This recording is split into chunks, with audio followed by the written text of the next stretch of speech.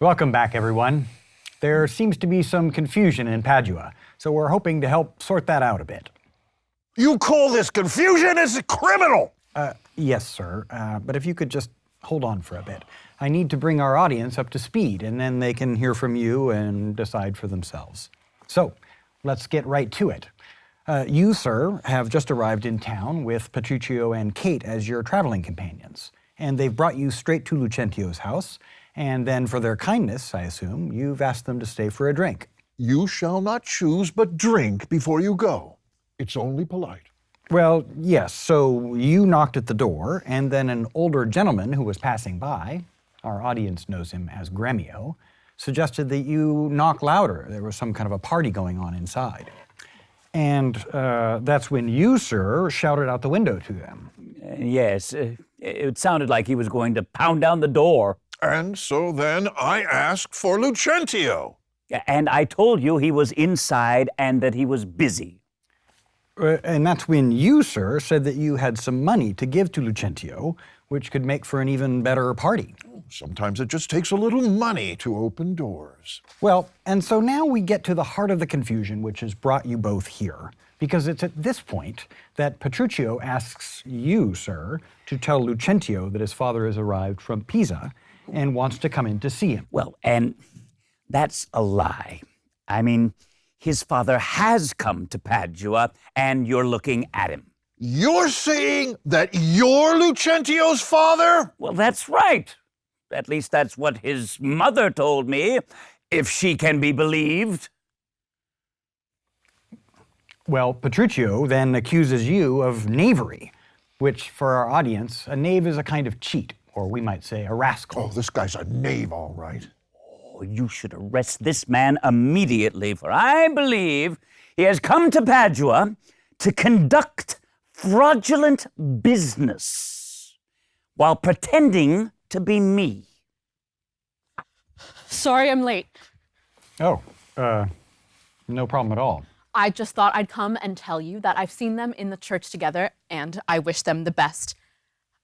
But I'd better get going now. No, you stay right where you are, you crack hemp. Oh my, crack hemp. I hope I have a note about that. I can sit wherever I want, right? Oh, yeah, sure. You come over here now, you rogue. Let me remind everyone that this is Biondello, a servant in Vincentio's household, and therefore someone who should know who the real Vincentio is. That's right, someone who should know who the real Vincentio is, unless you've forgotten somehow who I am. Oh, how could I forget you? I've never seen you before in my life. Oh, you notorious villain! You're trying to tell us you've never seen Vincentio's master, Vincentio? Well, of course I have. My master's father is my master too, and I'm sitting right next to him. Ralph, I'm going to put this as simply as I can. Either you have these two arrested immediately, or I'm going to walk over there, beat them to a pulp, and then I'm going to sue you and this entire TV studio until there's nothing left except the chair you're sitting in. And maybe not even that. Signor Vincentio, you can calm down. I know perfectly well who you are, and I think you're right that it's about time we cleared this up. And I can assure our audience and these gentlemen here. Sorry we're late, Ralph. Lots going on. I hope we can make this quick. I have an engagement to celebrate. Yes, and I'm hoping we can get to that eventually. Then I just saw my man Biondello scared out of his mind. Said your guest had threatened to beat him. Who do you... Oh, dear. Who do you think you are, anyway? This is unbelievable. Who do I think I am? Who do you think you are? Oh, immortal gods. A linen shirt, that fancy hat, wearing velvet hose, too, I suppose. Now I've seen it all. Me, a hard-working father, while my son and his servant live it up at university. I don't know what you're talking about. Who is this lunatic? Do you just let anyone into your show, Ralph? Sir, you look like a respectable gentleman, but what you're saying makes no sense. Why should you care about how much my clothes cost? I have my father to thank for being able to dress so well. Your father? Your father's a sailmaker in Bergamo. Huh. Do they make sails in Bergamo? Sir, please, you may not be crazy, but you certainly are mistaken. Please, tell me, what do you think his name is? His name? As if I didn't know his name. He's lived in my household since he was 3 years old, and his name is Tranio. Get lost, mad ass. His name is Lucentio, and he is my only son and heir to all the lands and property that are mine. Senor Vincentio. Lucentio! He has murdered his master! Grab him immediately, Ralph! Call the police! Oh, my son! My son! Tell me, villain! Where is my son, Lucentio? I agree, Ralph. You should call the police and have this crazy man taken to jail. Send me to jail? If I may, please. Signor Gremio, who's been watching all of this, says this man shouldn't be arrested. Well, Signor Gremio can mind his own business. I say he will be arrested. Well, Signor Gremio wants to warn you, Baptista, that you're getting caught up in some kind of a scam. And then Gremio says he's pretty sure that this is the real Vincentio. Pretty sure? Would he swear it in the court of law? Well, no. He says he wouldn't necessarily swear that in a court of law. And what about me? Would Gremio say that I'm not the real Lucentio?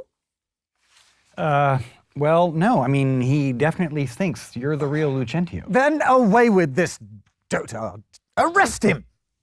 Did he just call me a dotard? He did indeed. And I'd actually like to explain to our audience what that word means. Oh, well, who do we have here? You'd better swear that's not your father or we're screwed. Father, I'm so sorry. My son is still alive! I'm sorry too, Father. What are you sorry for? Where is Lucentio? I'm Lucentio, son of Vincentio, and I've married your daughter. You just couldn't see what was happening because of all the disguises. Right, the disguises. Where's that damn villain Tranio who lied to me to my face about all of this? But aren't you Cambio? Cambio is changed into Lucentio. Love wrought these miracles. It was Bianca's love that made me swap places with Tranio, and then Tranio pretended to be me around town. And now we've finally arrived at my wished haven of bliss. I ordered Tranio to pretend to be me. Please forgive him for my sake. Wow, that's a pretty sweet story, actually. And nothing like a little forgiveness when things seem to have worked out so well. He was going to have me sent to jail, and I can't wait to slit that villain's nose. No, dear. Are you telling me, sir, that you've married my daughter without asking for my approval of the marriage? It's all right, Baptista. I will make sure you get what you need to approve this marriage. Let's go talk about it, and then I'm going to get my revenge for all of his villainy. Yes, we need to get to the bottom of this knavery. Oh, are you sure you don't want to just settle this right here? I think our audience would be very interested. Don't worry, honey. It's gonna be fine. So, Lucentio, do you really think they're going to be okay with all of this deception? It's gonna be totally fine. It's okay, Bianca. Thy father will not frown. You know, where I'm from, we might say you're going to turn her father's frown upside down. How cute. Thanks for joining us, everyone.